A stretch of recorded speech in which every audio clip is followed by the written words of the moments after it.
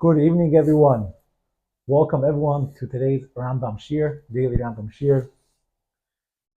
Thank you very much for joining us. Baruch Hashem, I think we hit a milestone, small milestone. I think we were doing this year, Baruch Hashem, for over a week, if I'm not mistaken. We started in Perikid base, and today we're holding Chaf. That's quite a bit over here, Baruch Hashem. We're making progress. And like I said, we have tremendous feedback, and we didn't even have time to upload all the feedback, but we're going to get there one of these days. Baruch Hashem, the feedback is tremendous and is amazing. We're very, very happy. Thank you very much for all those who gave us very good and positive feedback. Baruch Hashem, thank you so much. We're holding Perek Chaf Daled, Hilchos Sanhedrin, Halacha Aleph. יש לדין לא דין בדין ממונס על פי הדברים שדייתם נטל להן שהן אמס. We're going to talk about a little bit about intuition today. Are you ready to talk about intuition? A dayan's intuition. How does a judge, intuition look like? Or where do we see intuition in the Torah? I guess here's the place where we see intuition in the Torah. Very interesting. His heart, he feels really strong. This is the din, and that's how the dayan should go. Even though the dayan does not have a clear proof, he could follow a certain scenario based off certain factors. How we're going to get to them, even though there's no clear proof. We don't have to mention that if he knows this for sure, for certain, on his own, he knows it. How does he know it? We can explain how he knows it. Ketza.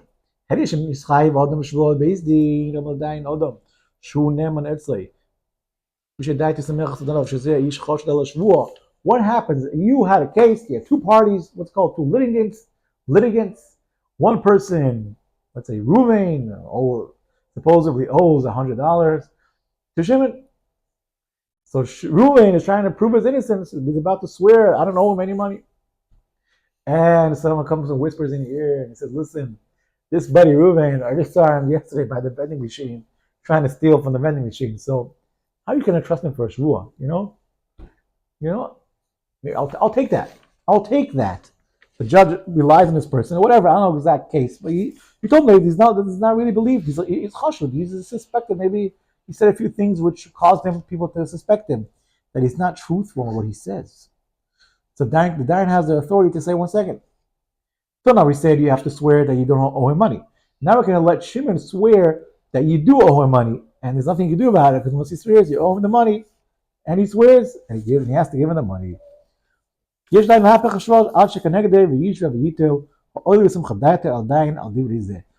dayan rely on this individual, which gave him this news, maybe someone texted him on a WhatsApp and says, "Hey, I heard you judging this guy, and that guy is not trustworthy. Believe me." Yeah. So in such a case, the dayan believes him, and that's it. He could flip the swear. What's called. Even if it's a woman or a slave, he can believe them even though they're not kosher for eidos. But if he trusts them, if he feels that he trusts them, again, it comes down to how he feels about it. If he feels that he trusts them, then it's good. He relies on it and he goes on with his case. We don't even have to mention that if he knows for certain that if he feels that this guy is suspicious, even without anyone telling him. Let's say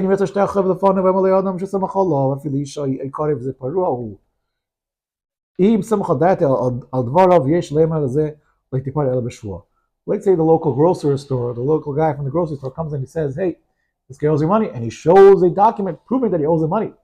But 2 minutes later, a witness came and said, you got a WhatsApp or whatever, that this document was paid for. This invoice was paid. How do I know? I was at the grocery store yesterday. I was online and on the line, and I saw that he paid off his bill. So how you say that he owes him? Yeah. So in such a case, a dayan could say, okay, fine. We have a witness saying that the debt was paid. Now you have to swear. If you really believe that it wasn't paid, you have to swear. You're going to swear that the money was not paid and you owe the money. Or let's say, I don't know, it seemed like it happened at the same time. Two people came. One, let's say the grocery store guy came, and then the guy from the Gmach came. And he said he also owed money. So the invoice of the grocery store is invalid because you have a witness saying that it was paid for. But the invoice from the Gmach, nobody said anything about it. So the Dayan could say, okay, fine, let's toss out the grocery invoice, whatever, and let's look at this case with the Gmach.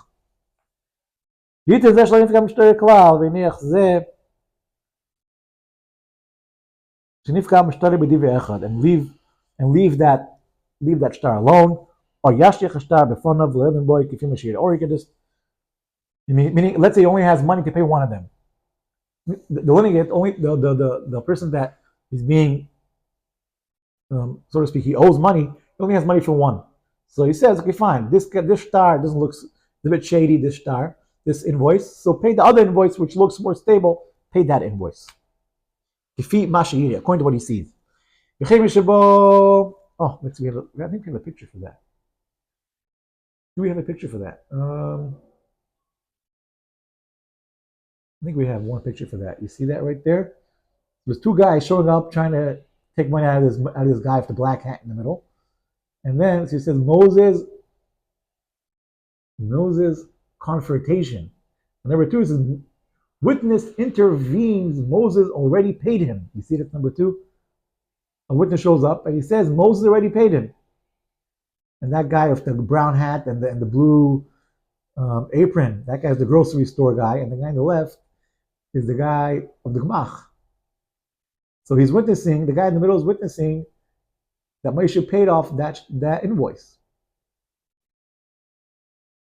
Yeah, so we got a problem with that invoice because it was already paid off. Yeah. And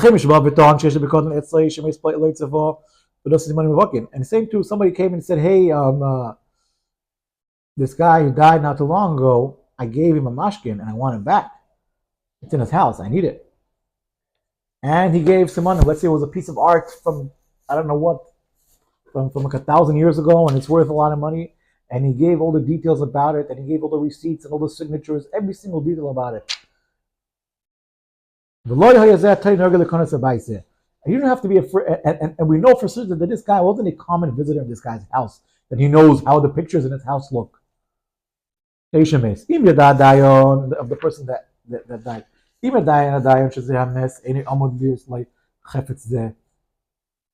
the Dayan knew that this individual that passed away was highly unlikely that he owned such a piece of art. And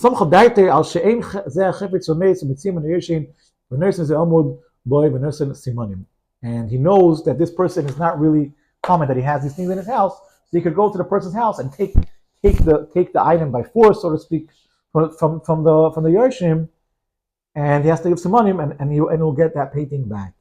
And it'll seem to every similar case. And according to what the Dayan could understand with his heart and feel, whatever he feels that is right, that is truthful.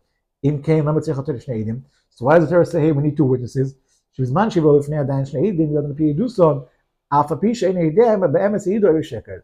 Why do we have two witnesses? Because let's say in a case where two witnesses do show up, let's say you do show up two witnesses. So now we're talking about cases where you don't have two witnesses. When you have two witnesses showing up, you have to go based on what they're saying.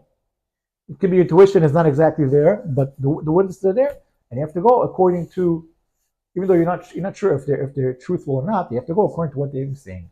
Based.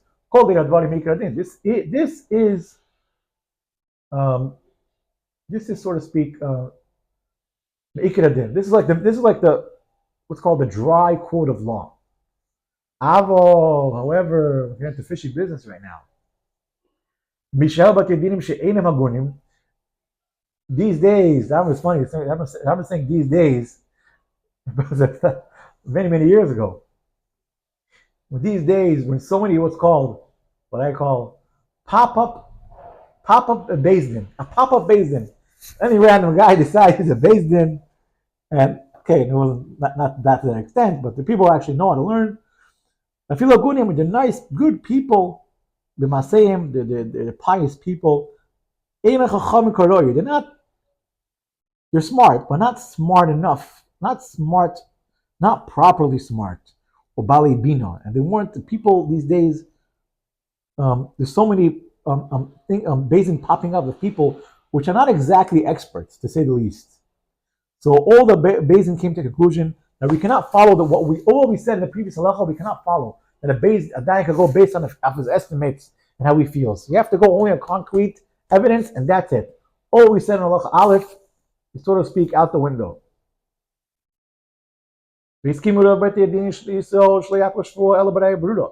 Everyone agreed that we don't flip a shvur. We don't say one person is chayav, then someone comes and says no, we suspect him. Okay, so let's make the other guy swear. We can't do that anymore. And I don't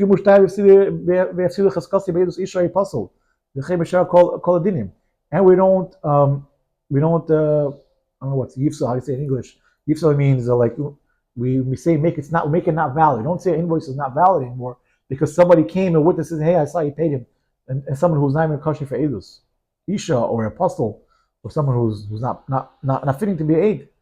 And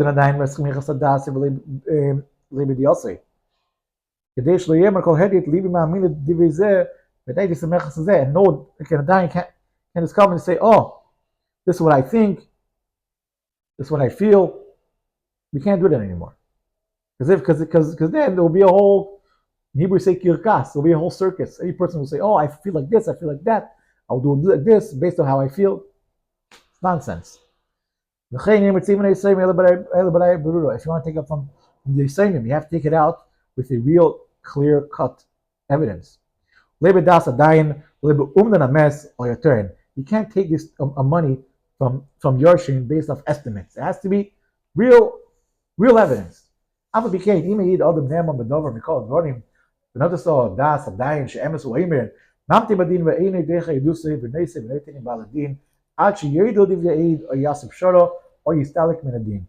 happens to somebody who's really trustworthy? He shows up and he gives his testimony, gives his wit, and he seems very reliable. What do you do in such a case? We said 2 minutes ago that we can't rely on one witness anymore. I mean, you can't really rely on one witness to evaluate an invoice or stuff like that. But nonetheless, he is trustworthy and he's a good witness. In such a case, what do? The dayan can say, hey, tells the litigants, we have a witness. What do you say? Do you agree? Can you make up shara? Can you come to any middle ground, some sort of agreement over here? And he tries to work out and deal with them. And if he sees that they don't want him, he can recuse himself from the din and say, I don't want to deal with your case anymore. But some people say here it's brought down that if he really estimates that he really knows, really thinks that he knows what is the proper verdict, he should do it. And if it means taking money out of someone, he should do it. Even nowadays, even a dayan, which doesn't have the ultimate power like then, and he's not the greatest, smartest of the smartest, but if he sees a clear-cut direction, he should say it, and that's it. Even though there's aid and they don't agree with the aid, whatever. What happens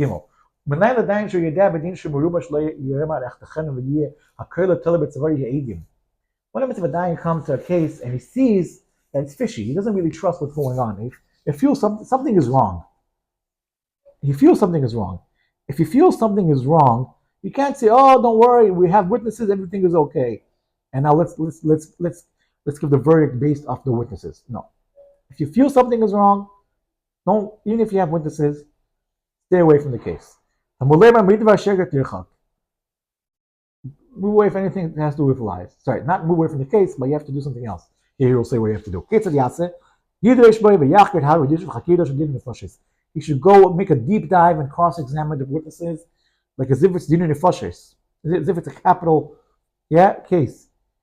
If he sees, okay, fine, maybe they're not lying, they're truthful, they're good. Okay, he follows the witness, and what's called chaytech, he slices through everything, and he says, this and this is the verdict.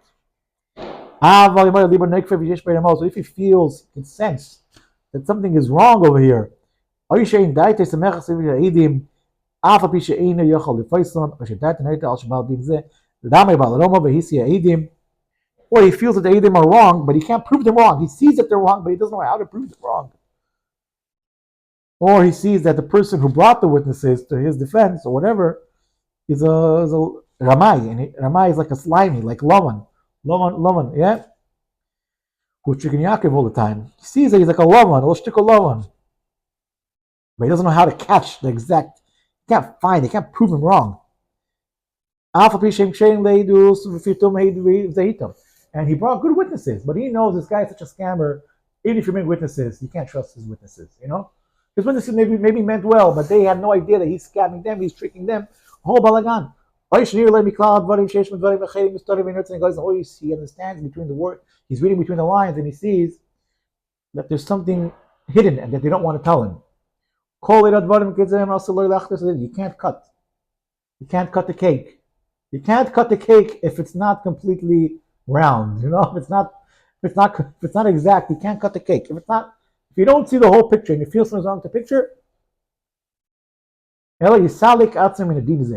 you can recuse yourself, whatever that word, however you pronounce that word, recuse yourself from this case, and let somebody else do it. Somebody else who feels that he knows how to handle this case, he should do it. And this is something which is given to the heart. And the pasuk says, and at the end of the day, Hashem is involved in the case, and Hashem will help up the person. So don't make fun of him. Oh, you feel that this guy is a liar or whatever. Okay, maybe somebody else will figure out how to deal with the case. Let somebody else do it. Bezin could go and give malchus, even if someone who's not deserving malchus. Sorry if I got something stuck in my eye, I have no idea what it is. Now, and he could give malchus to even if someone who doesn't deserve misa. He could kill someone even if he doesn't deserve to die, and he could give malchus even if someone doesn't deserve malchus. He didn't go on. He didn't violate. Didn't do a prohibition from the Torah. We're only doing this. We're doing this in order to get a siyat, to make a gate around the Torah to protect the Torah. People are in the Beit sees that people are violating too many laws, or the specific law prohibition that they're breaking. We need to reinforce that particular prohibition. Basically reinforce according to what they see. Basically could change certain laws, certain manners, based off if it's in that moment, in a certain period of time, when they feel like they need to do something about it and to strengthen Yiddishkeit, they could do it. They have the authority to change certain things temporarily. There's one time they killed a person which had a relationship with his wife under Tachas Eilan, under a tree. And there's a story that one time in the time of the Yevonim, in the times of Hanukkah, there's someone who wanted to, I guess, I don't know, maybe wanted to assimilate or whatever it was. He was riding a horse on Shabbos, driving a car on Shabbos, and he brought him to Beis Din, and they stoned him. Yeah, even though that's not the common thing to do, but that's what they did. Or maybe it is a common thing to do. Chal Shabbos. Oh, so here it says riding a horse is only Issur D'Rabbanan. So riding a horse is not considered a real Chilul Shabbos. So being that's not considered a real Chilul Shabbos, so you don't give him malchus. But Maiseh, the story the whole long story that there were witches in the city of Ashkelon, and they were disturbing the peace of the town, and people felt very threatened from these witches. So Shim B'Shatach went out one night with 80 students, and he covered them. He hid them in dry coats. The story goes, and he started engaging with them, talking to them, saying maybe I think they had like some standoff. Who could do better witchcraft? And at one point, he told them, "I'm gonna go like this with my finger, and when I do that, you pick them up. And once you pick them up over the ground, they have no power because they only have power. They have to be connected to standing on the ground. So as soon as you pick them up on your shoulders, they won't have any more power. Okay? So he went there and he went like this and he hit them and he popped out of their coats or their hats, whatever it was. I can't remember all the details right now. And they grabbed them and they lifted them up on their shoulders and they couldn't do any witchcraft anymore. And then they brought them and they hung them in the center of town. Why did he do that? Even though he didn't have proof. He didn't question them and the witnesses of labor dispute. There was no clear witnesses. It was a temporary ruling according to based on what he saw. Based on what Shimon saw. So I tried getting images for this. This is how as good as I got. You see? Very nice picture over here I got. Now what's wrong with this picture? See, that's Shimon Beshatach in the center is hanging all the witches. But the problem is that the witches here are men. The story, the witches are women. So I don't know why I got this, but that's what I got. But that's the idea. Basically, gives someone who has a bad name for himself. And people are speaking about him that he's doing really bad things related to arayos. Yeah. And people are talking about him for days, a day and a half. Like we explained. It's not people which are purposely making rumors, spreading rumors about him. Rather, it's genuine. It's legit rumor. And you can make fun of him and about this person, and you could curse out from where he was born or whatever. Is it who gave birth to him? Very harsh stuff over here. Basically need to assert authority. This is what they could do.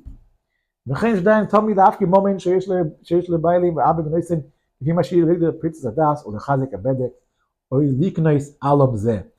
could also go and take money out of someone by force and make someone else lose money, according to what he could see, in order to strengthen the bedek, to strengthen anything has to do with Yiddishkeit. And if there's someone, alam, I don't know what's the word in English. Alam is like someone who's really, really strong and doesn't listen to Beis Din. Violent, I guess we would say. Also him, have to put his head down a little bit, then he take away his money or whatever. But like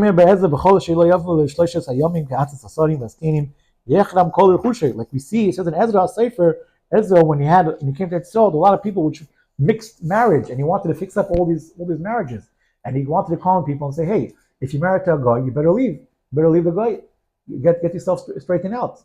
And many people didn't want to come. So he said, the people who don't want to come, I'm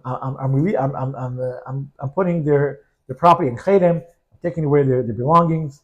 Yeah. Mikan shehefker Beis Din hefker. Here this is where we learn the rule that Beis Din could go and mafker and take things out of people's properties, take things out of people's belongings. Zayin. Adayin could also put someone in chedem, even though it doesn't have to be in chedem, but he could put him in chedem. Could they leave their pets in order to protect the boundaries of the Torah mitzvahs? People are violating the Torah mitzvahs. He needs to protect certain things, and he could go and put things in the chayim. Yeah, he sent out a messenger, and that messenger could say clearly the name of the dayan that we're putting you in a chayim for this and this reason because the dayan decided, and he should publish his aveda publicly. So everyone should know it. Yeah, the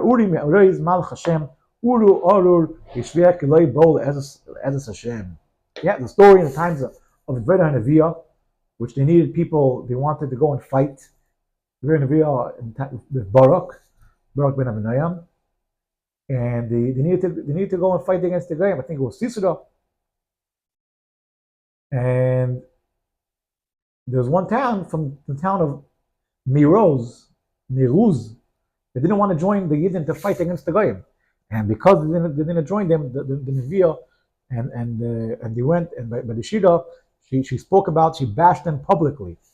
She did public shaming, what's called, yeah, a whole big post on Twitter, and published that about their wrongdoing, yeah. before Twitter, but that's what they did. They had it. It's written down in Tanakh. It's a public thing. It's not the thing that they just said and disappeared. It's a written thing that we have. We have it. You can open up the book and see it. Yeah. Then could go and fight if ever he needs to pick a fight with someone to take care of someone. He can pick a fight with them. Or the kala, the kaisa, let's be able to keep al kirchish layasa shlayasa. You curse him out and hit him and pull off his hair and make him swear that he against his will that he didn't do something or that he wouldn't do something, that he's not going to do something in the future. Because the pasuk says in Nehemiah, they go fight with them and curse them out and hit them and pull out their hair and make them swear. Yeah,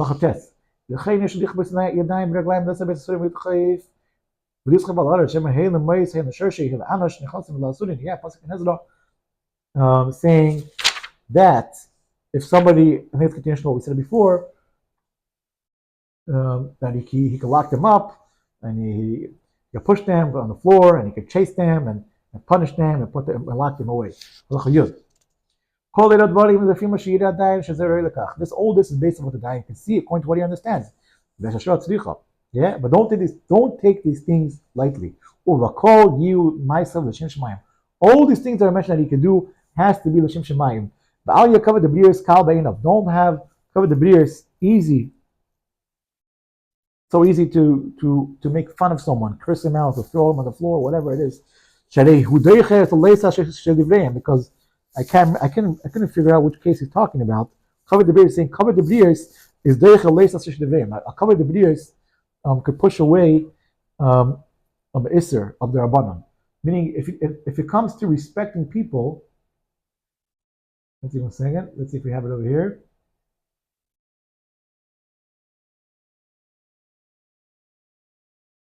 When it comes to embarrassing people, you shouldn't take it lightly. Especially Yidden, which are the sons of Avraham, Yitzchak, and Yaakov, and they're following the territories of Hashem. You shouldn't take it so lightly that you're going to bother them and do all these things, all these bad things that are mentioned to do to them.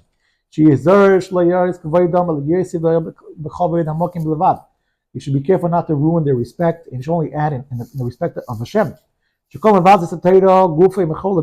mechal the Torah, he himself is mechulol. He himself is like I don't know what's the word in English. Mechulol is like I don't know the word in English.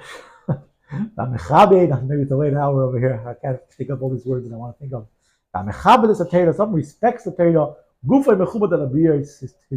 Someone respects the Torah. His I guess mechul is the opposite of respect.